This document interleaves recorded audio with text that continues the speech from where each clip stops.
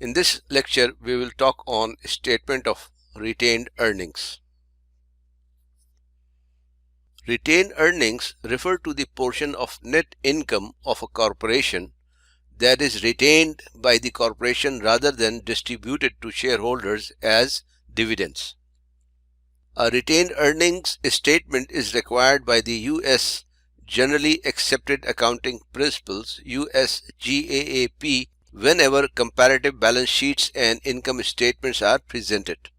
It may appear in the balance sheet, in a combined income statement, and changes in retained earnings statement, or as a separate schedule.